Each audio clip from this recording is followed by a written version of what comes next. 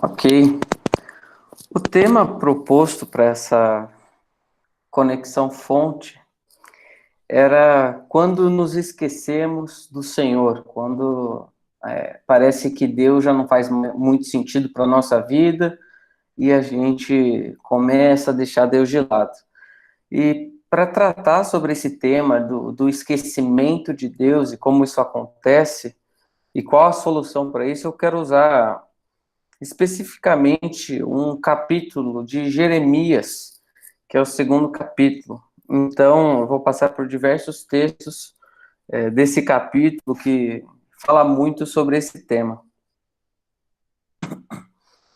Há uma sentença do Nietzsche que ficou famosa um tempo atrás, até pela, pela aparição de um filme que chamava-se Deus Não Está Morto. Esse filme ia contra uma declaração de Nietzsche que dizia Deus está morto. A proposta que ele tinha ao falar que Deus estava morto não era que em algum momento ele existiu de fato e de repente Deus não existia mais, ele morreu. Mas é falar ali que a crença em Deus já não era razoável. A crença em Deus já não fazia mais muito sentido. E é por isso que ele disse: Deus está morto.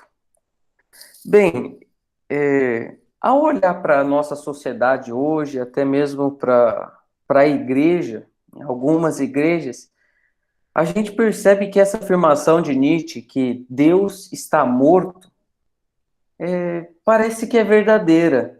Não no sentido da inexistência de Deus, mas de que algumas pessoas vivem como se Deus não fizesse mais sentido. Deus é aquela pessoa em que seres humanos fracos, frágeis, precisam se apoiar, já que não dão conta de si mesmo. E o, o que Nietzsche estava falando ali, de que Deus está morto, não precisa crer em Deus, você se basta. Muitas pessoas estão vivendo esse estilo de vida hoje. Então, de uma certa maneira, o que ele falou é verdade, sim. Deus está morto. E, infelizmente, a gente encontra até mesmo dentro do povo de Deus essa filosofia de deixar Deus de lado, de se esquecer de Deus. Ou seja, colocar na prática a filosofia Deus está morto. Sim, ele pode até existir, mas ele não faz diferença, ele não tem razoabilidade nenhuma na minha vida. Eu vou ler com vocês o versículo 13 de Jeremias 2, diz assim: O meu povo cometeu dois crimes. Eles me abandonaram, a mim, a fonte de água viva, e cavaram suas próprias cisternas, cisternas rachadas que não retêm água. Esse é o versículo-chave dessa nossa discussão de hoje, que está envolvido aí um abandono. E a gente vai ler vários versículos que mostram que Deus, mesmo tendo feito tantas coisas pelo povo de Israel, aquele Deus que se manifestou, realizou sinais, maravilhas, aquele povo já olhava para Deus em um momento da história e falava: Deus não faz mais sentido, Deus não tem significado nenhum para a minha vida hoje. Era como se o povo de Deus dissesse: Deus está morto.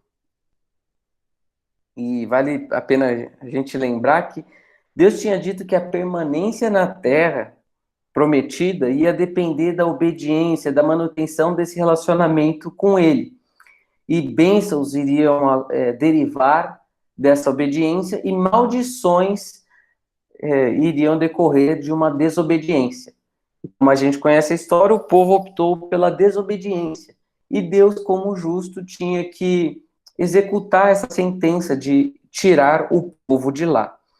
Então é aí que Jeremias aparece, é nesse contexto histórico que o profeta aparece, para declarar tanto a queda do povo, para declarar tanto como que aquela nação seria retirada da sua terra, como que seria a invasão, mas também o profeta olha para frente e traz à mente deles que haveria uma restauração futura. Eu quero analisar esses dois crimes com vocês que o texto de Jeremias 2,13 nos diz. Ele diz lá: o meu povo cometeu dois crimes. Vamos dar uma olhada nesses dois crimes e ver como que isso está ligado com o nosso tema hoje, o esquecimento de Deus. Primeiro crime, eles me abandonaram, a mim, a fonte de água viva. Mesmo Deus sendo o provedor, o cuidador do povo, em determinado momento eles deixaram Deus de lado, se esqueceram de Deus para buscar as esperanças vãs da idolatria. E é interessante também notar que, mesmo olhando para trás no período lá do deserto, quando aquele povo murmurava e tudo mais, em Jeremias 2, versículo 2, diz assim, olhando para aquele período no deserto: eu me lembro de sua fidelidade quando você era jovem, como noiva. Você me amava e me seguia pelo deserto. Ou seja, no deserto eles estavam, ainda que pecando, ainda que vacilando, o povo ainda estava firme com Deus, o povo não havia abandonado a Deus. Eles olham, o profeta olha para aquele tempo no deserto com saudades desse relacionamento. Versículo 3 de Jeremias 2. Israel era santo para o Senhor. Versículo 5. Que falta os seus antepassados encontraram em mim para que me deixassem e se afastassem de mim? Nesse momento aqui, a pergunta de Deus eu fiz alguma coisa? Me diga, eu sou culpado? Há algum motivo razoável para você me abandonar? Então, o que aconteceu com aquela linda união entre Deus e o seu povo? Como que foi esse processo para eles chegarem em um momento em que parece que eles, na linguagem do povo, chutaram o pau da barraca? Por que eles se esqueceram assim de Deus? Versículo 6. Eles não perguntaram: onde está o Senhor? Diante das dificuldades, das provações, das questões que a nação vivia, eles já não estavam procurando respostas em Deus. De alguma maneira, eles tiraram seus olhos do Senhor e começaram a olhar simplesmente para um plano horizontal. Deixaram de lado, não estavam mais perguntando para o Senhor. Ainda que tivessem dúvidas, questionamentos, não foram levados para Deus. E o povo o tempo todo se engajando, estando altamente envolvido com a idolatria. Deixaram Deus de lado e foram buscar esperanças na idolatria, em seus deuses. E a situação era tal da nação de Israel nesse momento que os próprios sacerdotes, os intérpretes da lei, não eram tão diferentes, não. Versículo 8, Jeremias 2 diz: os sacerdotes não perguntaram pelo Senhor. O povo faz isso, tudo bem, mas o sacerdote, os intérpretes da lei não me conheciam. E os líderes do povo se rebelaram contra mim. Aqueles que deveriam, então, apontar a direção para o povo, ser aquele intermediador entre Deus e o povo, entre o povo e Deus, eles também já haviam abandonado o Senhor, já tinham se esquecido de Deus, ou como a linguagem de Nietzsche, Deus está morto. Vamos ver qualquer outra coisa para nos direcionar. Agora, em termos de aplicação para a nossa vida, ao observar o que acontece conosco quando a gente deixa Deus de lado, quando nós nos esquecemos do Senhor, quando a gente para de perguntar a Deus, de levar a Deus as nossas questões, eu quero dizer que esquecer de Deus, esquecer-se de Deus é um processo. Você não acorda um belo dia e diz simplesmente: ah, vou assaltar um banco. Não, a pessoa que chega à conclusão e essa resolução de eu vou assaltar um banco, não surgiu do nada. Teve um processo antes. Talvez desde do momento lá da sua escola, da sua infância, ele já gostava de pegar as coisas dos amiguinhos, não devolver um lápis, pegar uma bala.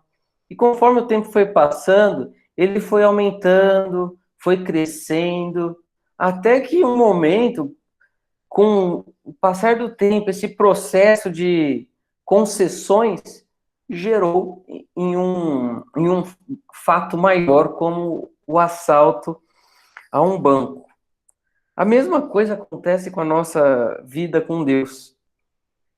Pouco a pouco, quando a gente para de ler a nossa Bíblia, quando a gente para de gastar tempo em oração, quando a gente acha que a participação em uma igreja não é necessária, quando eu acho que lidar com pessoas da mesma fé, lidar com irmãos crentes, é uma coisa tão complicada que eu prefiro viver o meu mundo, pequenas concessões, veja só, coisinha pequena.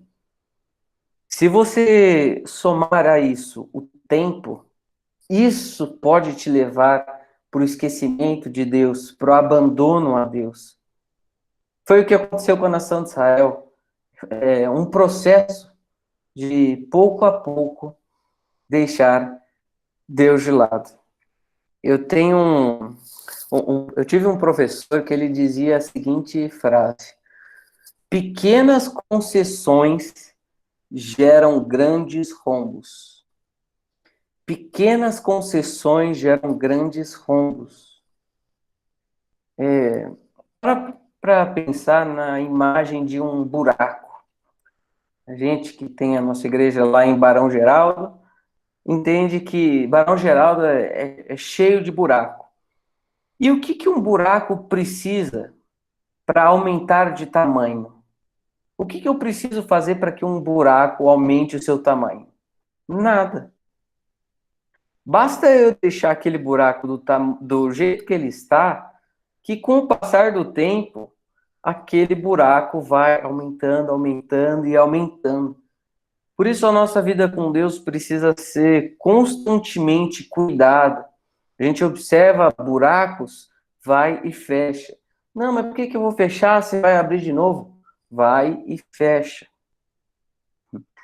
E uma outra ilustração que diz respeito a esse nosso cuidado com a nossa vida com Deus, com o nosso coração, eu quero trazer a imagem de um violão. Não sei se vocês têm essa aptidão à música, se vocês já tocaram algum instrumento, já tocaram um violão, mas o que acontece com o violão é o seguinte: você pega o violão e você afina, deixa todas as cordas perfeitamente afinadas e você toca, passa um tempo tocando tudo, sai uma bela música. Aí você deixa o violão de lado, num canto, e daqui uma semana você pega o violão para tocar de novo. E aquele violão vai estar desafinado novamente, necessitando que você o afine mais uma vez. O nosso coração pode se assemelhar a um violão. constantemente a gente precisa chegar diante de Deus e afinar cada uma dessas cordas.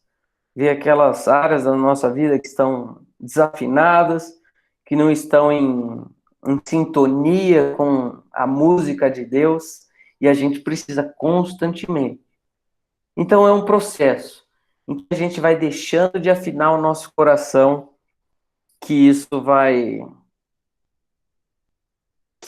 fazendo um efeito grande ao longo do prazo, ao longo do tempo.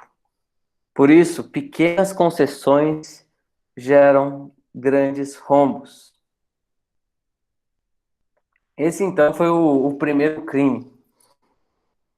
E aqui eu tratei com vocês um pouquinho de como se deu esse processo de deixar Deus de lado, buscar esperança em outras coisas, até que você se vê bem distante, de maneira que você, às vezes, nem percebe que você está distante.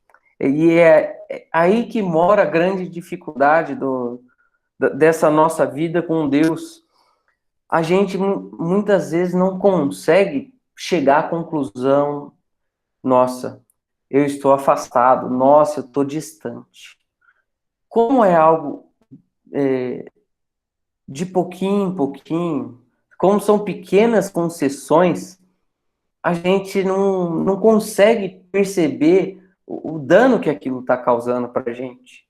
Às vezes, antes de dormir, que você que tem o costume de fazer uma oração, tal, expor a sua vida diante de Deus, é um dia que você deixa ali de orar, depois no outro dia você já não ora de novo, e por aí vai.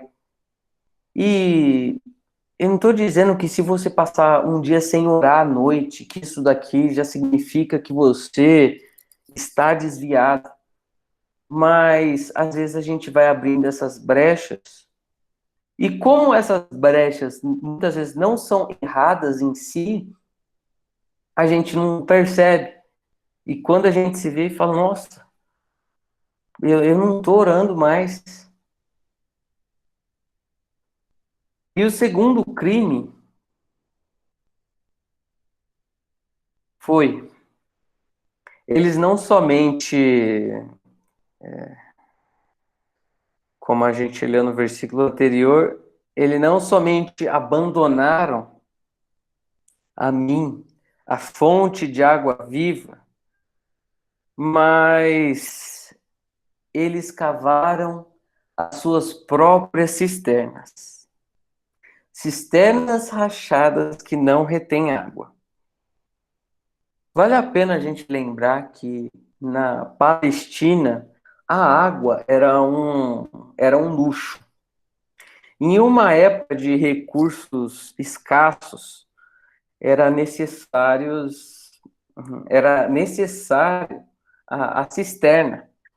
Mas aquelas cisternas, e é a imagem utilizada aqui, é que aquelas cisternas eram cavadas, mas ainda assim, aquelas águas que vinham das cisternas eram águas sujas, águas que não eram boas. Ainda assim, nessa analogia sendo descrita aqui, é assim: esse povo prefere cavar as suas próprias cisternas do que desfrutar de um manancial, no versículo anterior que dizia que a fonte de água viva. Eles tinham um manancial diante deles, mas eles falavam: não, a cisterna que vai me satisfazer. E a linguagem, sim, que está sendo usada aqui transmite a ideia de que deuses falsos não podem transmitir vida. Tá, eles podem não desfrutar da água que Deus estava fornecendo para eles, mas eles iam beber de algum lugar. Não existe vida no vácuo. Ninguém é uma pessoa neutra. Todo ser humano é adorador. Todo ser humano vive em função de algo ou em função de alguém. Se não é Deus, é alguma outra coisa. E se é outra coisa, é uma cisterna rachada, que não retém água. É interessante a gente, caminhando um pouquinho mais do tempo, a gente encontra lá no Novo Testamento Jesus utilizando uma linguagem bem parecida com essa. E talvez você já se lembre que é o discurso de Jesus com a mulher samaritana. Em determinado momento, lá em João 4, no discurso, na conversa com aquela mulher, Jesus diz: quem beber desta água terá sede outra vez. Mas quem beber da água que eu lhe der, nunca mais terá sede. Pelo contrário, a água que eu lhe der se tornará nele uma fonte de água a jorrar para a vida eterna. Jesus, conhecendo a história daquela mulher, sabia que a maior necessidade dela não era a água daquele poço. Jesus estava lidando com o problema interior dela. E o texto apresenta que essa mulher já tinha tido 5 maridos. E atualmente, naquele momento, estava com outro homem, que sequer era seu marido. A questão é que essa mulher estava depositando as suas esperanças, suas expectativas em homens, em relacionamentos. Talvez o que passasse na mente, no coração dela era: eu vou encontrar alguém, ou é o homem, é o relacionamento, é o carinho, é o afeto, é o amor. Vai ser isso que vai me dar o que eu preciso. Jesus não simplesmente vai lá e dá água para ela, mas conhecendo a história, ele fala: olha, em mim você tem acesso ao manancial. É isso que ele está falando. Você que vem a mim, você tem acesso ao manancial. Tem água para te saciar. Uma água que vai correr para a sua vida inteira. Então, de maneira prática para aquela mulher, mas também fica aplicação aqui para a gente, não coloque sobre ninguém o peso da expectativa de ser amado e aceito. A verdade é que muitas vezes a gente espera que pessoas, líderes, cônjuges, amigos, nos deem aquilo que só Jesus pode dar. Então, não ponha a expectativa de felicidade no lugar errado. Tem uma frase do Agostinho, que é uma das mais conhecidas dele: ó Deus, tu nos criastes para ti, e a nossa alma permanece inquieta até repousar em ti. Caminhando um pouquinho mais em Jeremias, capítulo 2, no versículo 5, ele diz: eles seguiram ídolos sem valor, tornando-se eles próprios sem valor. Aquilo que eu falei, que não existe vida no vácuo. Todo mundo vai viver em função de alguma coisa. Eles procuraram nos ídolos objetos de madeira, de bronze, de ouro, de ferro, que simbolizavam alguma outra entidade que fosse suprir alguma necessidade, chuva, fartura da terra, ao invés de recorrer ao Criador de todo o universo, aquele que dá a chuva, que dá a colheita.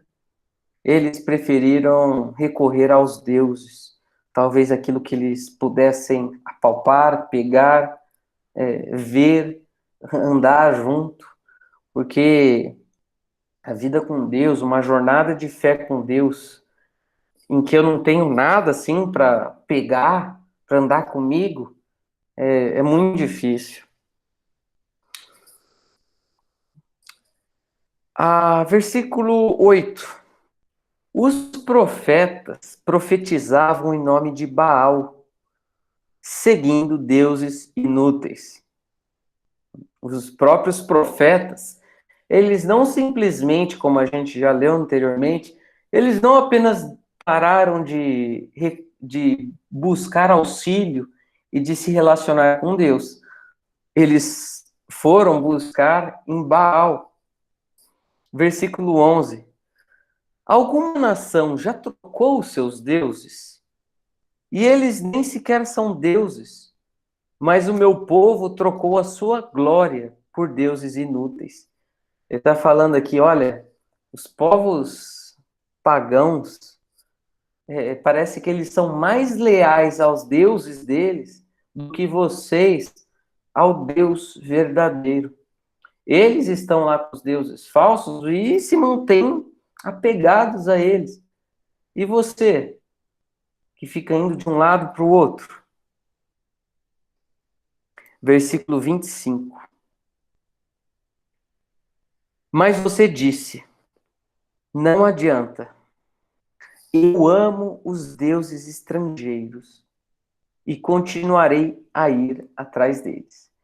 Falando aqui, né, nessa conexão sobre o aspecto desse abandono de Deus, quando a gente se esquece de Deus, há um fator de extrema importância que é a, a maleabilidade do nosso coração, de quando a gente erra, de quando a gente percebe que falhou, de quando a gente percebe que está se afastando de Deus, a gente reconhece e volta. Mas esse povo foi caminhando de pequenas em pequenas concessões que chegou no grande rombo. E aqui ele chega naquele estado que a gente percebe que é o estado mais destrutivo da alma, que é a obstinação. No versículo 25 ele está falando aqui, não adianta. Eu amo os deuses estrangeiros. Mesmo você alertando, falando, às vezes a pessoa chega à conclusão de que, olha, eu sei que isso é a verdade, eu sei que esse é o caminho certo, mas eu amo. Eu estou apegado a isso e é a isso que eu vou me dedicar. Quando alguém chega a esse nível de obstinação,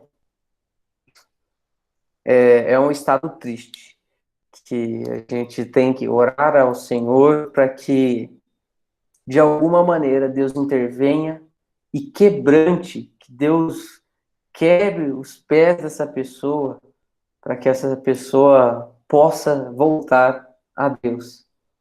Não vai ser em uma simples conversa, em um aconselhamento, um discipulado. Deus precisa intervir quando essa obstinação é tamanha. Versículo 36. Por que você não leva a sério a sua mudança de rumo? Você ficará decepcionada com o Egito, assim como a Assíria. A nação de Israel, naquele momento, queria olhar para nações à sua volta e procurar ajuda, conforto e abrigo ali. Uma dessas nações era o Egito, que Deus havia dado ordens claras que eles não deveriam voltar para lá. Mas agora eles estavam até dispostos a abrir mão disso. E quem sabe esse Egito, lembre que Deus retirou o povo do Egito, levou até a terra prometida, e agora eles estão falando assim, não, eu vou voltar para o Egito.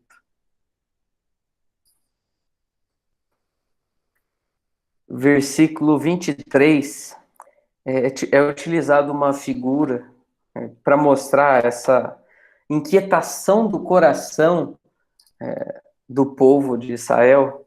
que é muito forte. Diz assim: você é como uma camela jovem e arisca, que corre para todos os lados. Aquela pessoa que nunca está satisfeita, está sempre procurando alguma coisa, não está quieta, não encontrou o manancial, precisa ir de poço em poço. É como uma jumenta selvagem habituada ao deserto, cheirando o vento em seu desejo. Quem é capaz de controlá-la quando está no cio?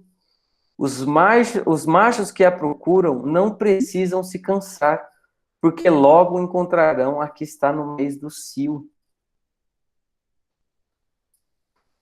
Mas a gente chega agora na conclusão, e mais uma vez Deus se mostra misericordioso, bondoso. E no capítulo 3, versículos 12 e 13, olha só que coisa bonita. Volte, ó infiel Israel, declara o Senhor. Não mais franzirei a testa, cheio de ira contra vocês, pois eu sou fiel, declara o Senhor. Não ficarei irado para sempre, mas reconheço o seu pecado. Você se rebelou contra o Senhor, o seu Deus, e ofereceu seus favores a deuses estranhos, debaixo de toda árvore verdejante, e não me obedeceu, declara o Senhor. Voltem, filhos rebeldes, pois eu sou o Senhor de vocês, declara o Senhor. Há sempre esperança, ainda nesses casos de grande obstinação. Basta você aceitar esse convite de Deus. Voltem. E aquilo que a gente lê em 1 João 1,9. Se confessarmos os nossos pecados, Ele é fiel e justo para perdoar os nossos pecados e nos purificar de toda injustiça. Então, independentemente de como você tenha vivido a sua vida até aqui, a mensagem é que há um Deus que perdoa e resgata. Então, volte. Somente Ele pode te dar aquilo que você está procurando em tantos outros lugares. E eu concluo com uma ilustração que eu vi uma vez. É de um dono de restaurante que uma vez observou que todas as vezes que ele chegava ao seu restaurante para trabalhar, ele observava que tinha um mendigo que ficava num lixão próximo, sempre comendo os restos daquele restaurante. E aquele mendigo estava sempre lá comendo os restos daquele restaurante. Certo dia, o dono do lugar ficou comovido com a história, entrou em contato com o mendigo e falou: olha, vamos fazer o seguinte, vem aqui no meu restaurante. Tá vendo esse banquete aqui? E o mendigo viu aquilo tudo, ficou surpreso com tudo que estava sendo oferecido.